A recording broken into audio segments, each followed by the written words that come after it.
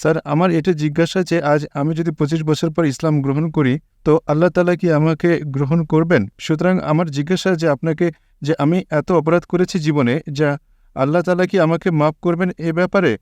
একজন ভাই ডক্টর জাকির নায়েককে প্রশ্ন করছেন যে আমি যদি 25 বছর পর ইসলাম গ্রহণ করি তাহলে কি আমার পূর্বের গুনাহ আল্লাহ তাআলা ক্ষমা করে দিবেন?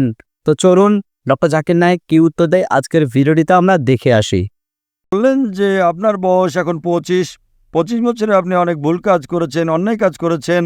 এখন যদি ইসলাম ধর্ম কবুল করেন তাহলে আল্লাহ তাআলা কি আপনাকে মাফ করবেন? আল্লাহ রাসূল বলেছেন, যদি এক ব্যক্তি যে কেউ হোক, যতই গুনাহ করুক, হোক মুশরিক, শিরকের চেয়ে বড় গুনাহ আর একটাও নেই, হোক আপনি ডাকাতি করেছেন, আমি বলছি না, আমি ডাকাতি করি নাই। করেছেন। না, আমি এমনি বলছি, আপনি করেননি সে তো ভালো কথা। যদি আপনি করেও থাকেন, চুরি করেন না, যদি করতেন বা যত বড় গুনাহই করতেন, ডাকাতি করেন, চুরি করেন, ব্যভিচারী করেন, যাই করেন, আপনি করেননি, যে গুনাহই করেছেন এর চেয়ে ছোট হবে তা করে ফেলতেন।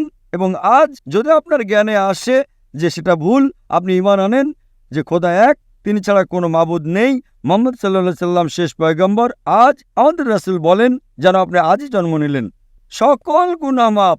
যদি আজ সাক্ষ্য দেন তো আল্লাহর রাসূল বলেন মুহাম্মদ সাল্লাল্লাহু আলাইহি সাল্লাম, যে ব্যক্তি সাক্ষ্য দেয় তার পিছনের সমস্ত গুনাহ মাফ, একেবারে পরিষ্কার, আপনি একেবারে মুক্ত।